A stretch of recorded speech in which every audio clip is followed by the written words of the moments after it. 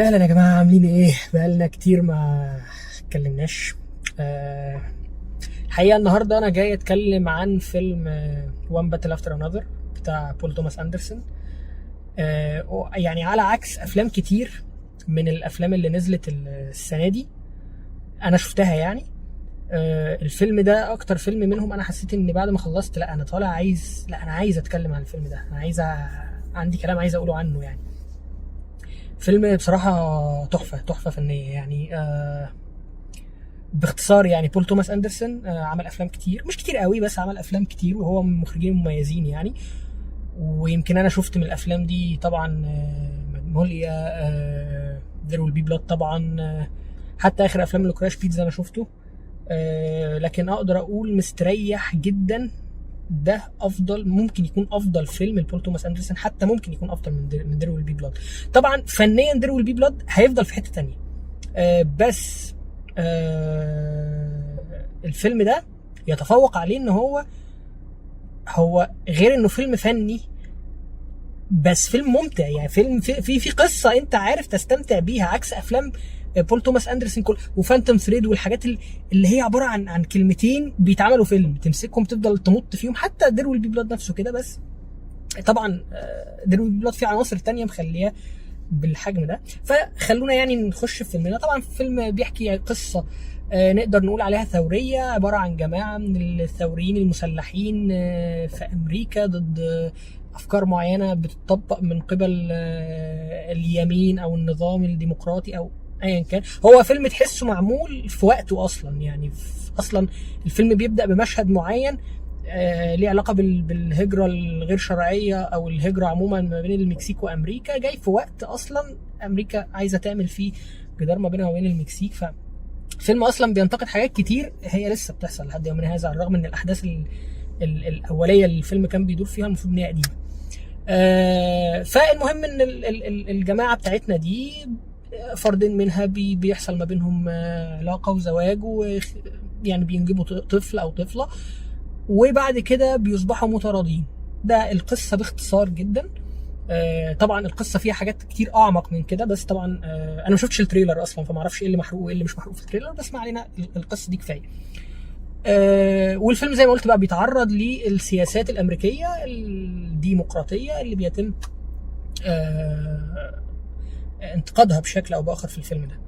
الفيلم طبعا بطوله ليوناردو دي كابريو، شون بين، بنيشيو ديل تورو. دي اهم الاسماء اللي موجوده، الباقيين كلهم ناس انا بصراحه اصلا اول مره اشوفهم. اعتقد البنت اللي هي كانت البطله بتاعت لكراش بيتزا كانت عامله دور صغير في الفيلم، بس انا مش متاكد هي ولا لا، ما اتاكدتش. الفيلم من كتابه ومن اخراج بول توماس اندرسون، ودي نقطه مهمه جدا لانه باين قد ايه هو ان مفيش انفصال ما بين الكتابه وما بين الاخراج. الفيلم بشكل مبسط جدا جميل جدا. قصته نفسها حلوه، بيتعرض للافكار اللي انا زي ما قلت عليها بشكل ذكي. الفيلم بيبدا معاك باكسبوزيشن، نص ساعه اكسبوزيشن، ودي ممكن تكون اكتر فتره بالنسبه لي كانت مربكه في الفيلم، انها كانت سريعه قوي، وده عكس رتم افلام بول توماس اندرسون. عشان كده بقول لكم فيلم غريب. بول توماس اندرسون افلامه ممله وبطيئه وهاديه بشكل مبالغ فيه. الفيلم ده من كتر ما رتمه سريع انت في مشاهد مش هتلحق، هتبقى بتجري وراها، وفي حاجات بتبدا يعني النص ساعه الاكسبوزيشن اللي في الاول دي انا بالنسبه لي فيها فجوات، في اسئله انا سالتها لنفسي ما لقيتلهاش اجابه مبرره على الشاشه. والجزء ده في مشاهد اتقطعت، قد يكون في من الحاجات اللي اتقطعت دي حاجه تدي مبرر للتساؤلات اللي ما تلاقيش اجابه، دي انا ما اعرفش. بس بالنسبه لي انا بقول اللي انا شفته النص ساعه دي فيها مثلا سؤالين ثلاثه على الاقل انا سالتهم لنفسي كده ما لقيت لهمش اجابات، بس من كتر ما الريتم سريع انت هتعديها يعني. وخصوصا كمان ان ده مش دي الحاجه اللي انت جاي تتفرج عليها، ده مجرد مقدمات ابلعها، المهم اللي بعد كده ما يبقاش فيه فجوات اللي هو الفيلم بقى نفسه. بس سيكونس اكسبوزيشن كبير جدا، نص ساعه زي ما قلت، عمال تستقبل معلومات معلومات معلومات معلومات، واستثمرتها بعد كده، وده كان المهم. وبعد كده ده بقى هو اللقطه، لان بغض النظر عن كل اللي انا قلته ده يا جماعه، الفيلم هو في الاول وفي الاخر هو فيلم اكشن. هو بجد فيلم اكشن، وفيلم اكشن حلو جدا كمان. من اول الافكار اللي موجوده فيه اصلا في المطاردات والذكاء اللي بيحصل فيها نوعا ما. المطاردات بتاعت العربيات انا بيتهيألي ده احلى فيلم فيه مطاردات عربيات انا شفته، بغض النظر عن افلام سباقات العربيات اصلا، من ساعه تقريبا بيبي درايفر. بجد الفيلم فيه مجهود خرافي كده كده. اصلا الفيلم من ناحيه السينماتوجرافي والتصوير عظيم. في مشاهد وان تيك حلوه جدا، مشاهد مطاردات السيارات زي ما قلت.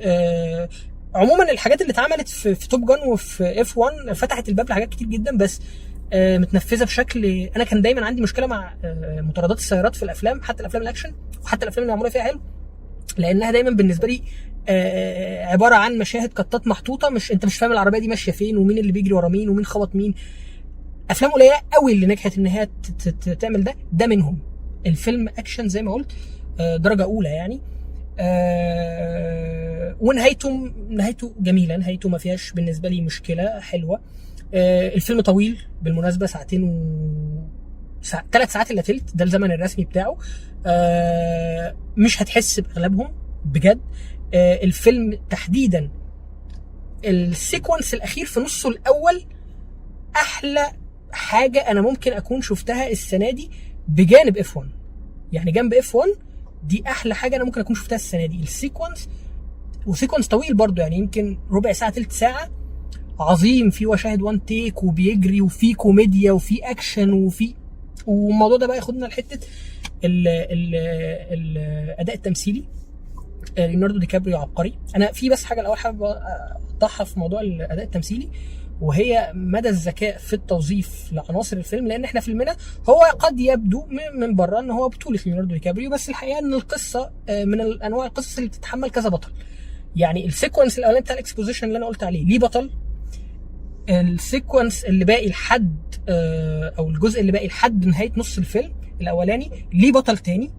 النص التاني بتاع الفيلم كله البطوله بقى رايحه جايه لحد النهايه بتتجلى فيها بطوله لشخصيه ثالثه. فده هيتطلب اول حاجه ان طبعا الاداءات التمثيليه ما يبقاش في حد واقع عشان ما يوقعش الريتم. الحاجه الثانيه يكونوا في تناغم ما بينهم، والقصه تكون تستحمل ده، وده كله حصل. يعني ده كله اتنجح ان هو يحصل له بما فيهم الاداءات التمثيليه. ليوناردو دي كابريو عبقري. ممكن يكون كدور بطوله مطلقه زي ما قلت لا زمنه اقل من دوره كبطوله مطلقه، بس طبعا مش قليل خالص. يا جماعه الراجل وصل لمرحله رهيبه. الراجل في مشاهد اكشن بيوظف فيها الكوميديا، حاجه كده من ريحه وانس ابون تايم ان هوليوود، بس هنا احلى والله، هنا على احلى بالنسبه لي. هنا اللي لمسها اكتر، او المشاهد نفسها الكوميديا حتى اللي بتطلع منها رهيبه يعني، بتضحك قوي. بينيشيو ديل تورو دوره مش كبير قوي يعني، بس الراجل ده انا كنت بقول دايما، او ما قلتش هنا على الشانل، بس يعني اقصد مع اصحابي بنتكلم او في رايي، بينيشيو ديل تورو ده بالنسبه لي هو جمع حاجتين صعب ان انت تجمعهم. عنده كاريزما قويه قوي، يعني حاجه مثلا كاريزما زي كاريزما شاروخان مثلا، مع اداء براد بيت، وهو اصلا في ملامح من براد بيت كشبه شويه. هو حرفيا مع الاثنين، يعني انا بشوفه على الشاشه، هو الراجل ده يقدر يعمل اي حاجه، والراجل ده من الناس المظلومه في ادوار، ما اعرفش هو المظلوم ولا هو اللي ظالم نفسه، هو بيشتغلش كتير، بس يقدر ياخد مساحه ادوار رهيبه يعني. فبنيشيو ديل تورو يعني في الفيلم ده، وهو اساسا المسبب الاساسي للكوميديا اللي انا بقول عليها. ليوناردو دي كابريو هو اللي بيضحك، بس من غير بنيشيو ديل تورو، من غير الخط بتاعه، من غير العالم اللي هو عايش فيه ده، احنا مش هنضحك، او ما كانش الفرص دي اصلا هتتخلق. واخيرا اداء شون بين، يعني مش انا اللي هتكلم عن شون بين، اكيد شون بين ممثل كبير وتقيل. يمكن الخط بتاعه في الاخر مشهد انا حسيته ملوش لازمه، بس تمام، ده ملوش علاقه بالاداء نفسه يعني. فالفيلم اوفرول يا جماعه اعتقد هيبقى، ما كانش هيبقى احسن فيلم السنه دي، ممكن يبقى من احسن 3 افلام السنه دي. ففرصه ما تفوتوهوش. هتنبسطوا، هتضحكوا، هتعيشوا لحظات اكشن حلوه، نهايه جميله ما فيهاش اي مشاكل يعني. وحابب زي ما قلت في الاخر اشيد بالسينماتوجرافي بتاعت الفيلم. انا قريت اسم في التترات في الاخر، قريت اسم الدي او بي، بس انا اسمه ما عداش عليا. توقعت ممكن يكون روجر ديكنز، بس طلع مش هو. حسيت كده في نص الفيلم ممكن يبقى هو، بس طلع مش هو. فانا ما اعرفش الدي او بي ده عمل ايه قبل كده، هدور برضو. بس بصراحه فيلم فيه مجهود في التصوير وفي الاخراج وفي الكتابه وفي الحاجات دي. فيلم عبقري وجميل، ويليق بان هو يكون ليوناردو دي كابريو. بقى هياخد اوسكار السنه دي ولا لا؟ هو اداء كويس واداء يرشح طبعا، بس هياخدها اعتقد لا. ممكن حد يعمل حاجه السنه دي تكون اقوى من كده، خصوصا ان السنه لسه فيها يعني.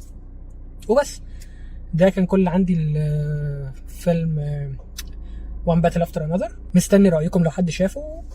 سلام.